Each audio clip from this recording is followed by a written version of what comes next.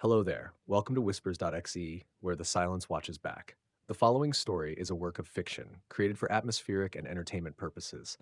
Before the shadows whisper your name, hit that subscribe button. With that being said, get comfortable, close your eyes, and let the dark settle in. It begins like most things do, quiet, unnoticed, and far too late to stop. Tonight's story is the third shadow. There were two of them, Cole and Marin. They worked security for the old decommissioned radar installation up near Graver's Ridge, a long stretch of fenced land, once bustling with radar dishes and communication towers, now stripped down to a few utility sheds, a radio tower, and one concrete main building that had sunk slightly at the edges. The government leased it out to a contractor. The contractor hired a private firm. The firm hired two men who didn't ask many questions. Cole liked the silence. He liked the slow, idle movements of their patrols, flashlights tracing over metal siding, over empty parking lots scattered with brittle weeds and the carcasses of old leaves. Marin was quieter still. He never smoked, rarely spoke unless it was a question or an acknowledgement. Cole didn't mind. They took turns walking perimeter, checking the motion sensors, sweeping the fence line. Always two shadows, always two sets of footsteps, crunching against gravel. The first time it happened, it was a mistake. Cole thought so anyway. He was walking solo on the east trail, flashlight beam swinging lazily ahead, catching the glint of the chain link fence as it curved away toward the woods. Behind him, a shadow stretched along the grass. Not his, not Marin's. He froze, turned, nothing. Just his own outline cast long by the tower's perimeter lights. Later, in the bunker break room, sipping burnt coffee from a thermos, he mentioned it. Marin didn't blink, didn't look up from the logbook. "Yeah," he said, "I've seen it." Cole waited, thinking Marin would elaborate. He didn't. Just jotted something in the margin, closed the logbook. It kept happening. Sometimes when they walked together, there would be a third shadow, lagging just behind. It mimicked their pace, always just a step out of sync, as if trying to remember how walking worked. They started marking it, making notes in the log. 08:17 p.m., third shadow observed on South Trail. 4:41 a.m., anomaly appeared during fog sweep. The third shadow never moved independently. It didn't dart or linger or pull tricks of the eye. It just existed, silently, trailing. Cole took photos, never showed up in them. Not once. No extra shadow, no flicker, not even the blur of motion. Still, they kept seeing it, night after night. Cole would turn, flashlight beam catching Marin's coat, and behind him, impossibly behind, the shape, not darker than the dark, not smoky or malformed, just a shadow, plain, normal, but wrong. One night, around 2 a.m., Marin went quiet on the radio. They were doing a split patrol, Marin by the old tower, Cole covering the west fence where the woods grew thicker. Cole checked his receiver. Static, just that soft, snowy hiss that felt older than electricity. He tried the base, tried Marin's personal channel. Nothing. He began walking, fast at first, then slower. The wind had died. Even the insects were silent. When he rounded the main building and stepped onto the cracked loading dock, he saw someone standing there. Marin, just standing, hands at his sides, head tilted, like he was listening to something that wasn't there. "Marin," Cole said. No response. He took another step, and the figure turned slowly. It was Marin, but it wasn't. There was nothing wrong with his face, nothing out of place, except for the absence. The kind of absence you don't notice right away, like a song missing a note, a rhythm skipped. The eyes looked at him, but didn't blink, didn't adjust, didn't reflect. Cole felt his chest tighten, his breath come up short.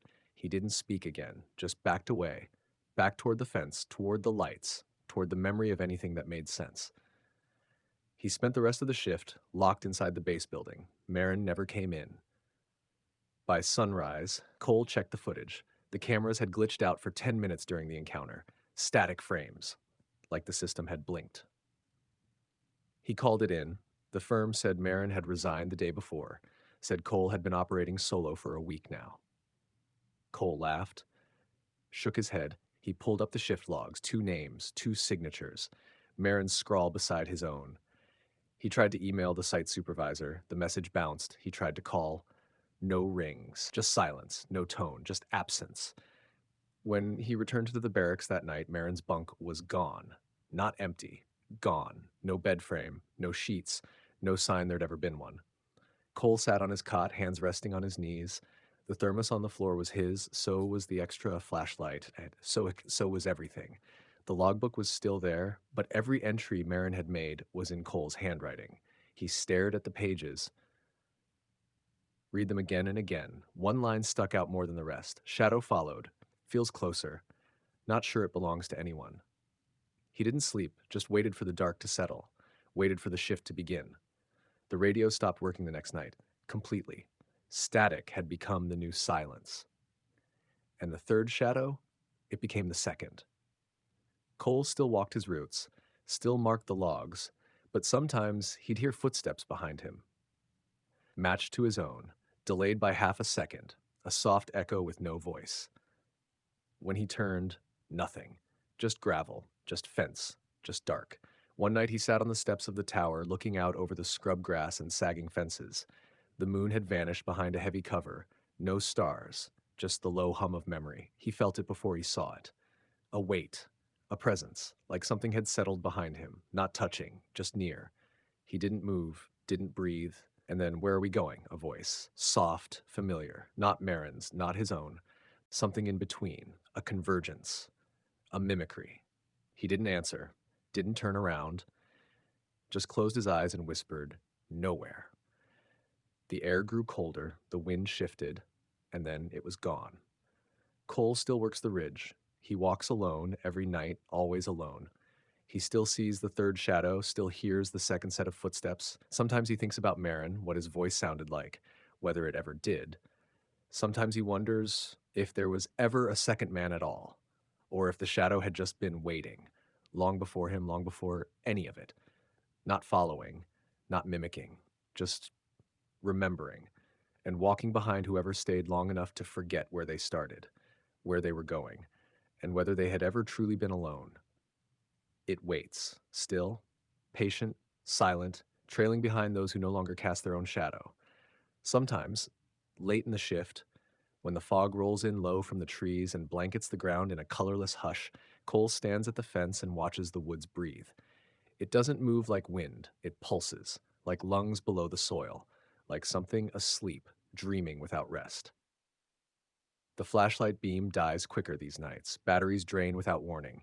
His backup goes out before midnight. The tower lights flicker once, then settle into a dim amber glow, too weak to cut the dark. He walks without them now, eyes adjusted, feet memorizing the path. Gravel, then soft dirt, dirt, then asphalt. Every step measured. The shadow always follows, just far enough that he forgets to notice until it steps on a twig or breathes in when he doesn't. One night he tried to run, just bolted. Full sprint across the open lot, through the weeds, down past the supply trailers and toward the far fence. He didn't stop until his chest seized up, lungs full of knives. He looked behind him. There were no footsteps in the dirt. Not his. Not anyone's. Just flat, untouched soil. Like he hadn't moved at all. Cole doesn't run anymore. He's not sure if he ever did. Inside the main building, the power still works. The control room hums softly, screens flickering with ghosted displays. Nothing critical, mostly logs, weather feeds, system pings, no human alerts, no incoming messages. He logs his shifts like always, writes in the margins now, not to report, not to track, just to speak. He draws shapes, too, little ridged lines that form patterns he doesn't recognize. He finds them again later, carved into the floor by the tool shed, scratched onto the side of the electrical box, burned faintly into the cement wall by the radio room. He doesn't remember making them, but he knows they're his. One night, the wind brought sound with it, not voices, not clearly, just fragments. Whispers caught on the current, too sharp to be static, too soft to be real speech. They followed him along the trail, threading through the grass like wire. By the time he reached the gate, the words stopped, and he realized the lock was open. Not broken, not rusted, just open, like someone had remembered the combination. He left it that way, didn't close it, didn't call it in. There was no one left to call. On the third week, Cole awoke in the barracks to find his boots wet, caked in mud, dirt up to the laces. His hands were raw, fingernails packed with soil, the bedsheets stained with rust. Check the security feed. 12 hours missing. Straight cut, black screen, nothingness. His radio crackled once around noon. Just one word: return. No source, no origin code, just the voice. Not Marin's. Not his own, but again, something close, something remembered.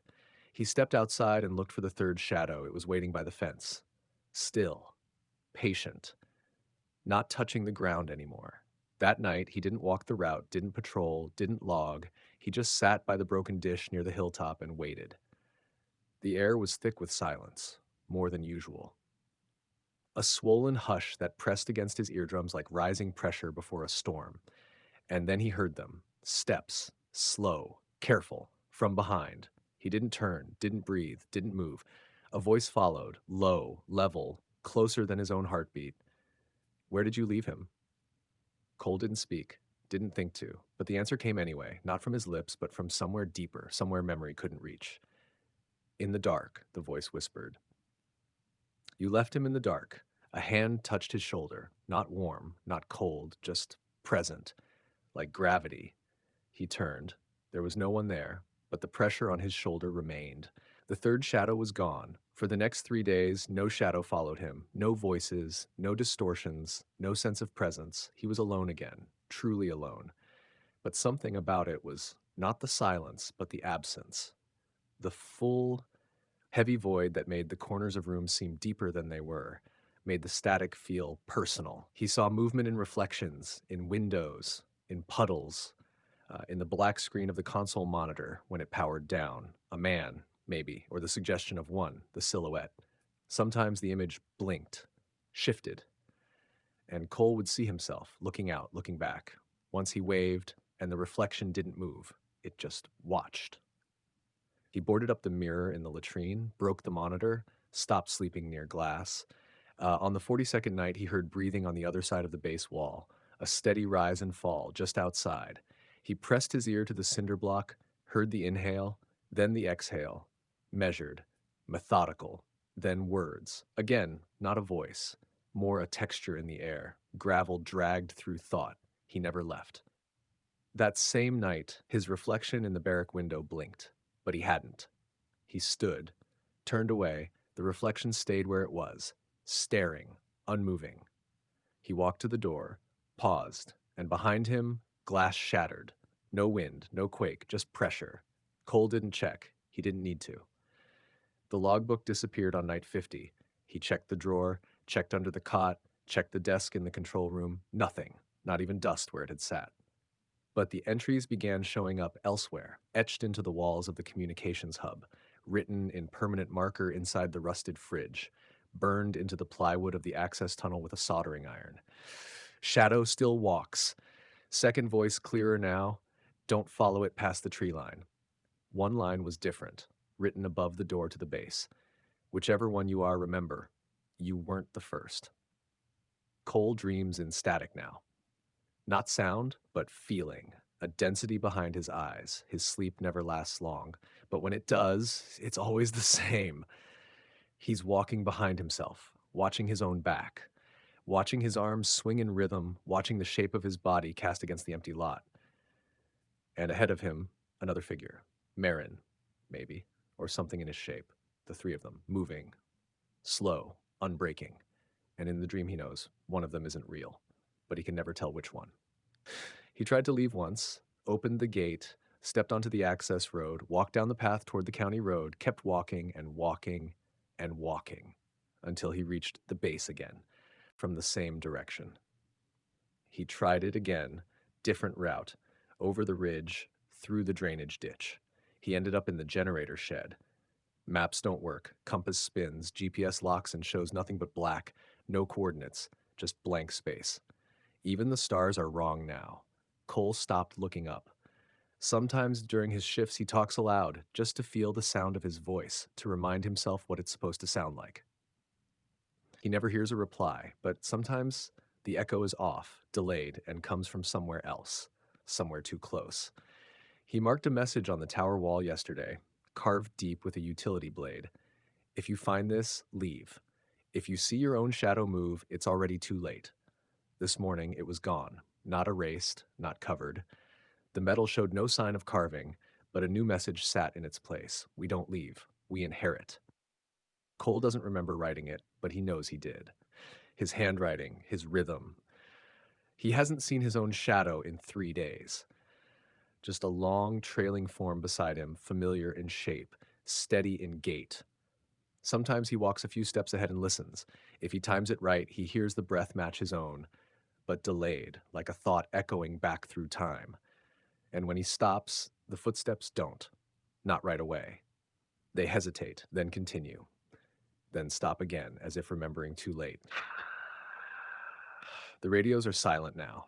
The consoles power on, but don't display anything. The lights stay dim, never changing. Cole still walks the perimeter, still marks the time on his wrist, still checks the motion sensors, all green every time. But last night, one of the cameras turned on by itself. Just one. No power, no signal, but the feed showed a hallway, not from the base, not anywhere he recognized. It was long, pale, lit with dull ceiling bulbs that flickered on a loop, and at the far end, a figure, standing, head down, hands limp, not moving, not reacting, just waiting. Cole watched it for an hour, never blinked, never breathed. When he looked away and looked back, the figure was gone. The screen turned off, the camera melted in the cradle, no flame, no smoke, just dissolution, like ice vanishing. The shadow walked beside him again that night, not behind, beside, like it had stepped forward. It looked clearer, more defined, not just a shape, a person, but not Marin, not exactly. Cole didn't ask it questions, didn't speak, didn't break pace, and neither did it. But as they turned the last corner near the dish, he saw something strange. A second shadow behind the one beside him. Smaller, fainter, new. It was walking half a step out of sync. He stopped walking. The gravel beneath his boots crackled softly, but the other steps, they didn't stop. The shadow beside him halted in perfect unison, but the fainter one behind it took 2 more paces, then paused. Cole turned slowly. The fog had thickened without warning, drawing lines through the air like white ink drifting underwater. He couldn't see far, but he didn't need to. The shape was there, not the one beside him. The new one, a slender figure, barely perceptible against the fog and dark, yet distinct enough in posture to feel aware. Not watching, not listening, something worse. It was remembering him. He didn't speak. He couldn't. His throat had gone dry, jaw locked, so he just stood, still, unblinking. The shadow ahead began to twitch, not violently, not unnaturally, just a subtle shift like someone adjusting their weight, deciding whether to come closer or wait longer. The one beside him didn't move, didn't react. Cole turned forward again. The trail stretched on. The fog cleared a pocket just enough to reveal the chain link gate up ahead, its silhouette warped by rust and time. He walked toward it, and both shadows followed. It became a routine after that. 3 shadows, 3 sets of steps, never overlapping, always staggered. Cole slept less and less. When he did, his dreams became darker, not in tone, in light. He would dream of rooms with no floor, of doors that opened to the same hallway, of reflections in water that spoke in silence. He began seeing the third shadow during the day, inside. Standing in doorways, its outline barely visible in the shifting sunlight through blinds. Its presence so quiet it made everything else feel loud. The faucet dripping became unbearable. The creak of old floorboards a scream. Even the sound of his own breath scraped the inside of his ears like broken glass. One morning he found writing on his cot, carved into the frame, not by a tool, by fingernails, deep grooves, flakes of dried blood at the edge. He's almost here. He didn't ask who he was. He didn't need to. The third shadow had begun mimicking. At first, small things, tilting its head when Cole did, stopping a breath after he did. Then it began walking slightly ahead of him, only by a few feet, but just enough to feel like it was leading. The second shadow, the one that had once been the third, followed behind as always, unchanging, eternal. Now Cole was in the middle. He wondered if Marin had once been in this place. Between. He wondered if the one in front of him had once looked back too often. That night, while walking the West Trail, he saw lights deep in the woods. Not flashlights, not cars, flickering, pale yellow like candles trapped underwater. They moved but didn't sway. They pulsed. He felt the urge to follow them. It was so strong, so sudden, that he had already taken 2 steps off the path before he realized. And the moment he did, the third shadow blocked his way, not physically, just presence. It stood there on the edge of the trail, slightly turned toward him, no face, no features, just shape. But the message was clear: don't go. Cole stepped back onto the path, and the lights faded, instantly, as if swallowed whole. Later, at the base, he tried to write it down, tried to sketch the placement of the shadows, the feeling in his chest, the pull of those distant flames, but every time he touched pen to paper, the ink ran. Words vanished. The paper grew damp with something like dew. He gave up, just stared at the blank page. For hours. When he looked up, his reflection in the blackout monitor had changed again. It was smiling. He wasn't. Cole began boarding up the windows, not because anything watched him from outside, but because he was tired of seeing what stared from within. The shape of himself that no longer moved with him, the slow blink, the tilt of the head a second too late, the mouth that sometimes moved before his own. One night, a storm came, the first in weeks. Lightning cracked above the ridge, lighting the trees in skeletal shapes, and for a split second, Cole saw dozens of shadows. Not cast by objects, not attached to anything, just standing, everywhere, in the field, by the fence, atop the generator. When the flash passed, they were gone, but one had remained inside the base. It stood in the hallway by the entrance, facing the wall. Cole moved slowly, held his breath, stepped past it inch by inch. Its outline never turned, never flinched. But when he passed fully, the light behind him flickered out. He ran, not to escape, but to move, to feel his body do something real again. He ran into the old server room, where nothing had worked in years. The heavy door slammed behind him. He waited in the dark, pressed against the wall, sweat cold on his back. He heard nothing, no breath, no steps, just his own pulse. Loud, shaking. And then a whisper against the far wall. Not a word, a scrape, a drag, like nails over concrete.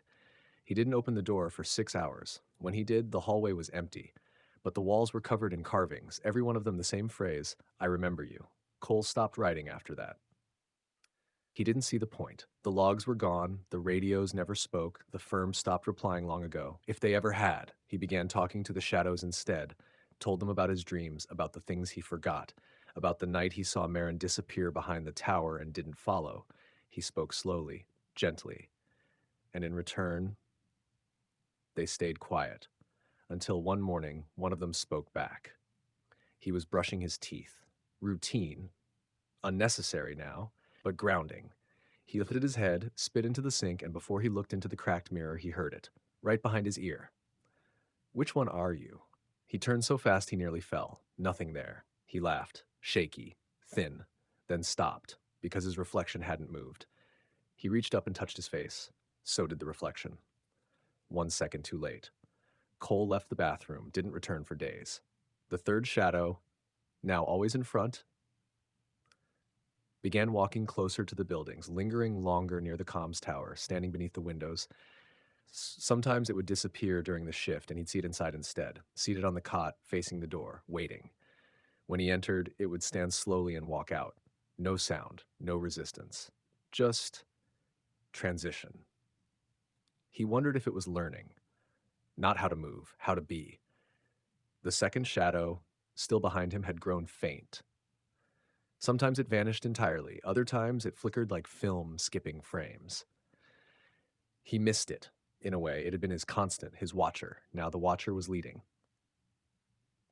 One night in the radio room, Cole looked down at the floor and realized he was casting no shadow at all, not even in the glow of the emergency light. He checked the hall, the same. Stepped outside, moon high, no shadow, but 2 others stood waiting in the gravel. One ahead, one behind. He stepped between them and walked the trail. When he returned to the base, there was something new waiting for him in the control room. A file. Old, dusty, its label peeled, inside, photographs. One was of the ridge, taken decades ago, another of the barracks, newer but not recent.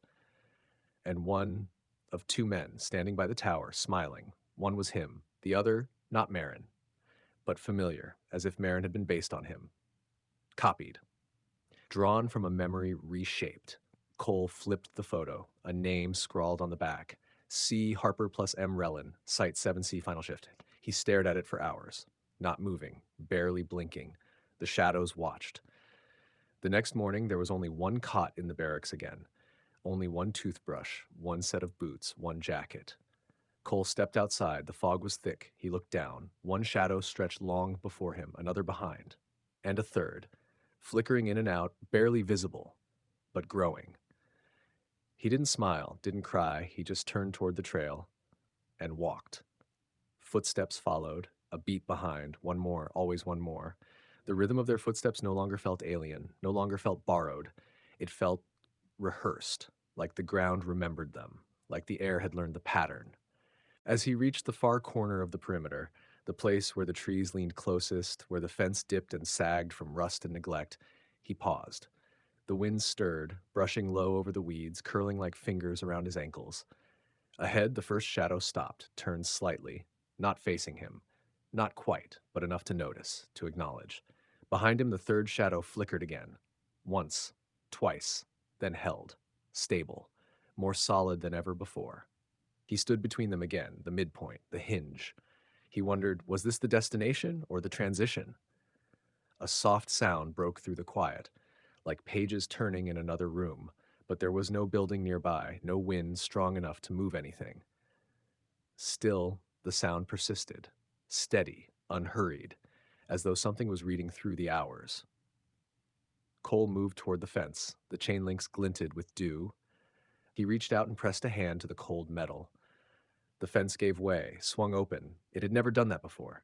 He looked at the shadow ahead. It stepped through and vanished, not gone, but dissolved into the fog as though returning to something. The one behind him hesitated, then moved forward. Faster now, urgent. As it passed, Cole saw its shape more clearly than ever. It was familiar, painfully so. A man, same height, same walk, same turn of the shoulders. It was him, but older, eyes hollow, mouth slack with exhaustion, like someone who'd been walking too long and forgotten why. It stepped through the gate after the first and, like the other, vanished. Now there were none. No one ahead, no one behind. Only Cole and the open path. The forest beyond the fence breathed in again and exhaled. He stepped through. The temperature dropped instantly, not from wind, but from the air itself, like walking into a memory of winter. The trees didn't part, they folded, grew closer together, thicker, as if drawn by his presence. The ground sloped slightly downward, roots curled along the path like veins beneath skin. No birds, no insects, just the soft crunch of his steps and the slow, rhythmic sound of his own breath. Then, another sound. Footsteps, but not echoing his own. These were different, lighter, faster, scattered. He turned. Nothing. Just trees. Just mist. He waited, then continued. After 10 more steps, he saw it, a clearing. At the center, a concrete platform, cracked and sunken, the remnants of something long ago buried. On the slab stood a single chair, metal, bolted down. Nothing else. He walked to it, circled, examined it like one would an exhibit behind glass, then sat. The moment he did, the forest sound changed. No longer wind, no longer breath, but whispering, dozens of voices, maybe hundreds, all layered, all overlapping, none speaking to him directly, but all about him. Names, dates, numbers, cries, laughter twisted by time. And one voice rose above them, the same voice from before, measured, level, close. Do you remember yet? Cole tried to answer. No words came, just a low rasp that cracked in his throat. The forest fell silent again, as if disappointed. A new sound from above. He looked up, and for the first time in weeks, he saw the sky. But it was wrong. Not stars, not clouds, just a vast, flat expanse of gray, like the underside of a lid. He felt suddenly very small, contained. The slab beneath him pulsed, just once, a deep vibration that traveled through his spine, like something had acknowledged his presence. The chair was no longer cold, it felt warm, lived in. He touched the arms, scratched initials there, old, layered, too many to count, some overlapped, some had been carved deep, others barely etched. One matched his own, his full name, initials and all, written with precision. He didn't remember doing it, but it had been there long before he sat. He stood, turned from the chair. The forest had changed again. The trees were farther apart now, more like silhouettes than forms, and the path was gone. In its place, a row of figures. Shadows, like him, all staring forward, not at him, through him. Each one held something, a mirror, but not glass. When he approached the nearest, it raised the object toward him. He saw himself, not as he was now, as he had been, a lifetime ago. Younger, smiling, holding a flashlight, beside someone. The face of the other was blurred. He moved to the next figure. Its mirror showed another version, older, more worn, hands shaking slightly, a notebook in his lap, eyes hollow. Then another, standing in a hallway of static, head tilted, listening to a voice just out of reach. Each mirror told a story, a path, a version. And in the final reflection, he wasn't there, just the chair, alone in the clearing, waiting. The shadows lowered their mirrors, turned, and walked into the trees until none remained. Cole was alone again. He sat, this time facing the forest. The air held a strange stillness, as if even time had stopped breathing. A voice came again. "You've walked far." "Yes," Cole whispered. His voice worked now, soft, real, broken. The voice asked, "Do you know where you are?" He didn't answer, not because he didn't know, but because he did. The voice continued, "Many come, few leave, fewer remember. You are close now." Cole looked at his hands. They were no longer shaking, just steady, calm. A thought surfaced, unbidden. Marin. Had he existed? Had he ever spoken? Was he just a shadow left behind by someone else's memory? Cole tried to recall his voice, but all he could hear was the echo of his own. He stood once more. The chair didn't resist. The ground held firm beneath his feet. The forest had opened, a new path revealed. He stepped forward, and behind him, another shadow followed. Then a second. One ahead, one behind, and one growing. The ground beneath him softened. Each step sank slightly, like memory refusing to hold its shape. The path no longer curved. It stretched, straight, unyielding, drawn toward something unseen, yet impossibly familiar. The trees on either side leaned in, not just from wind, but with intent, as if listening, as if waiting to close again behind him when he passed. The sky above did not change. Still that vast, dull lid, colorless, heavy. He wondered if it had always been there. The shadows around him walked in silence, no footsteps, no sound, just presence, trailing, leading, becoming. He walked for what felt like hours or minutes or days. Time thinned out the deeper he went. He stopped trying to count. Eventually, the trees gave way to clearing, wider than the last, flat, empty, but for a structure, a building of sorts. Low, concrete, half submerged in the earth like something ashamed of its own existence. A single door stood in the middle of its face. No windows, no lights, no markings, just a door. The leading shadow stopped, turned toward it, and stood still. The trailing shadow remained behind him, unmoving. He stepped forward. The door opened without sound. No resistance. Just open. Inside, the air changed, stale but not unpleasant, old but not dead. The kind of air found in rooms where memory sleeps. The hallway ahead was narrow, walls smooth. No seams, no dust, no signs of life, but not abandoned. He walked. Lights hummed from unseen fixtures overhead, pale, steady, the kind of light that never casts real shadows. As he moved, the hallway widened and the silence deepened. It wasn't absence, it was full, heavy with something just beyond the range of sound. Then, at the far end, a room, round, low ceiling, no furniture, no exits, just walls lined with mirrors. Each one a different shape, different frame, some cracked, some pristine, but all reflected the same thing, him, standing, watching himself from every angle. And in each mirror, he was different. One wore a uniform, tactical gear, eyes sharp, mouth set hard.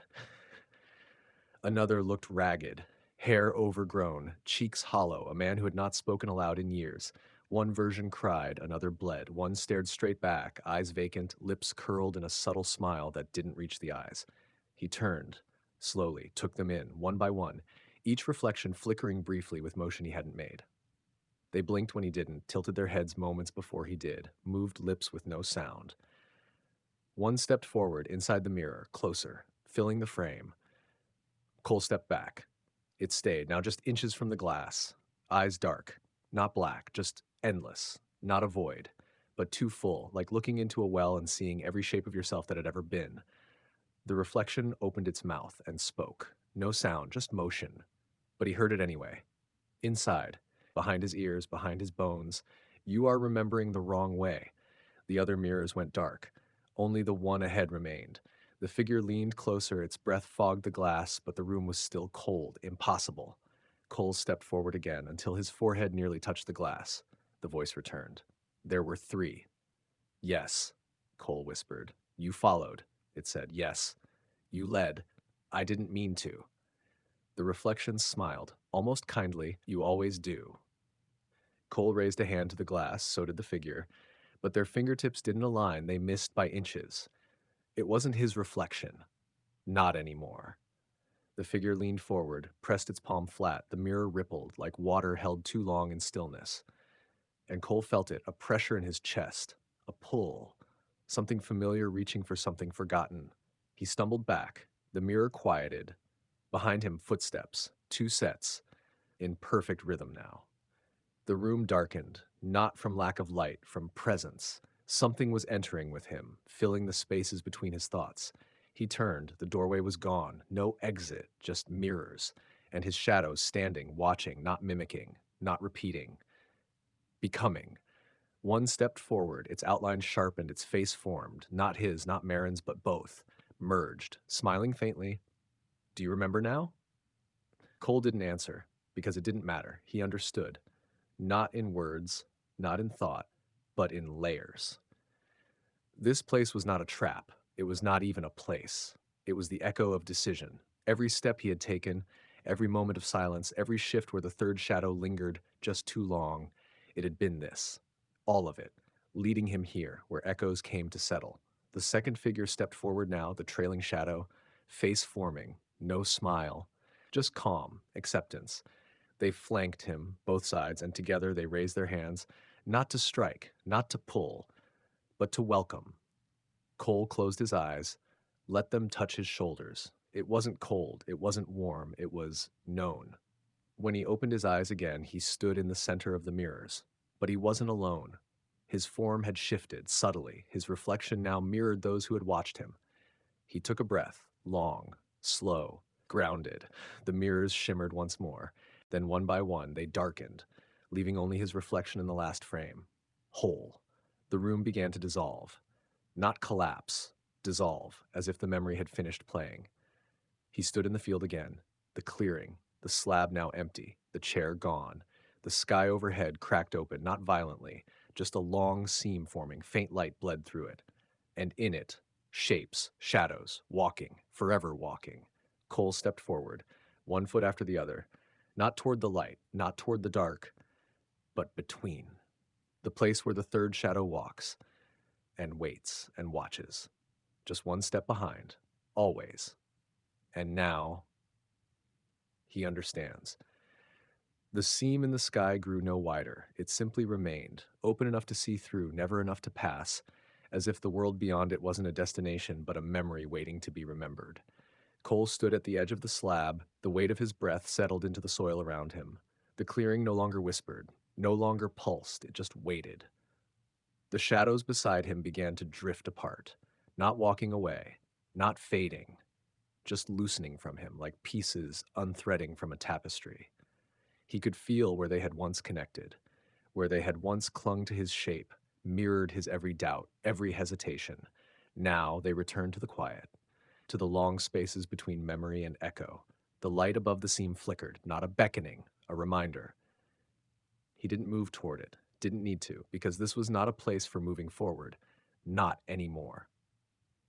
It was a place of settling, of returning, of becoming what had already always been.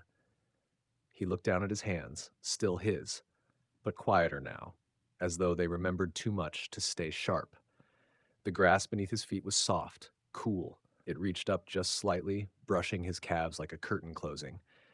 The field beyond the slab stretched endlessly, empty, still. But as he stared out across it, he began to see them. Others.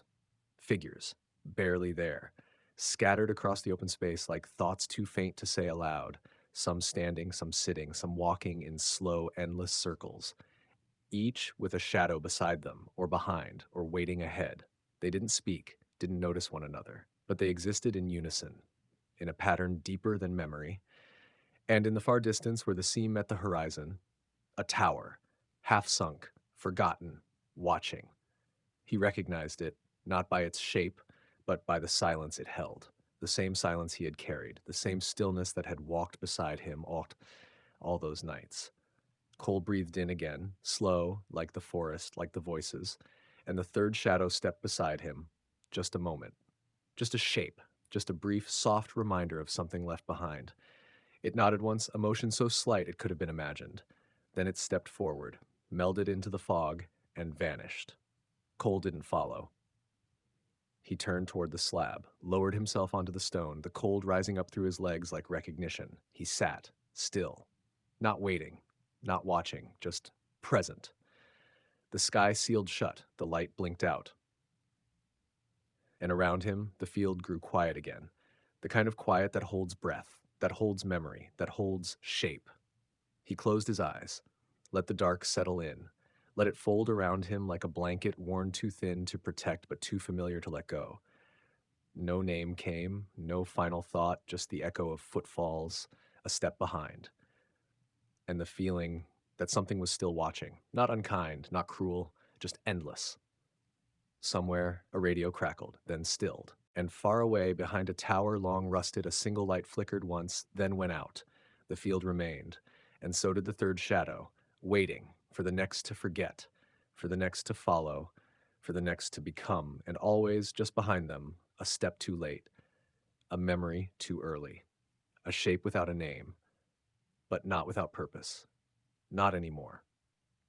End.